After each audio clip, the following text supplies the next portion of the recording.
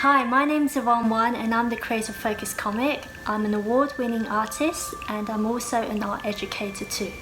I want to welcome you to today's class where I will teach you how to draw Focus, the autistic superhero, yourself as a superhero, and the bank robber who is the villain. You will learn about the importance of scale in defining depth and distance through perception. The art supplies that you need today include paper, pencil, eraser, long ruler, short ruler, and sharpener. So let's get started. First, we're going to draw 3 boxes to help you determine the size of the characters in relation to each other. First, I'd like you to draw a line across the middle of the page like this, and then I'd like you to draw a box that is 1 inch by 1 centimeter. Once you've done this, I'd like you to draw a box that's 1.5 inches by 2 centimeters. Next, I'd like you to create a box that's 2 inches by 1 inch. You don't have to write the measurements on the side of the box, this is just for your reference only. Once you've done the box, I'd like you to divide the small box into 3 sections, and the top bit is for the head, the middle bit is for the body, and the bottom bit is for the legs. We're going to draw a circle for the head, an oblong for the body, and we're going to draw 2 legs like this. We're going to do a walking pose. A walking pose involves 1 leg that's like a long U, and then the right leg is going to be like an L shape, like this. Next, we're going to give Focus a side cheek like this, so it's like an L shape on the right hand side. We're going to give him a winking face, like a tilted V for a wink, and a little smiley face to show that he's happy. And then we're going to put his arms in a pocket like this, and then we're going to give him a thumbs up pose on the right like this. So we're going to draw a circle for the hand and a circle for the thumb. Next, I'd like you to draw disco ball tiles like this, very lightly, so he looks like Focus. Next, we're going to draw the villain, the bank robber. Again, we're going to split the box into 3, and the top box is going to have a circle for the head. It's going to be slightly smaller than a third, and then you're going to draw an oblong like this for the body.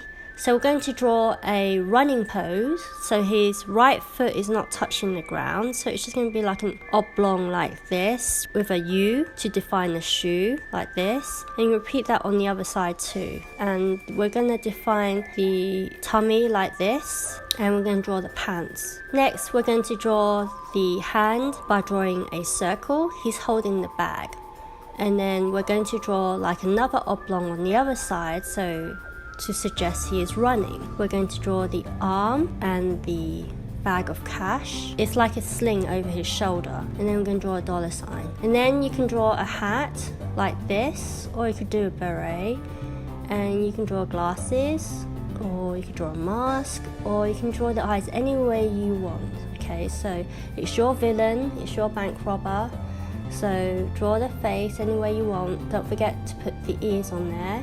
So you could draw any facial expression you want. You can draw a stripy top as well. Next, we're going to draw you as a superhero.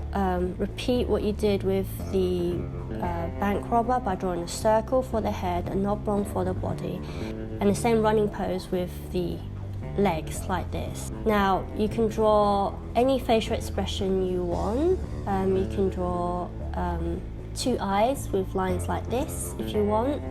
And you can make the face more pointy like this. Draw the ears and any haircut you want. So if you're a boy, you can draw a boy's haircut, or if you're a girl, you could draw a girl's haircut. I want you to do the running pose again, so it's like a sharp oblong for one hand and then a round circle for the other hand. So it looks like he's or she's running forward. And then you could draw a cape. Now next, I want you to think of a superpower that you really want, and then draw a symbol that represents that superpower. You put any symbol you want, and then you can give your character a weapon or a tool, like a magic wand. Whenever you use pencil artwork, you can make changes anytime you want. So I'm just showing you some possibilities and options that you could do. I'm going to settle with Donut Boy.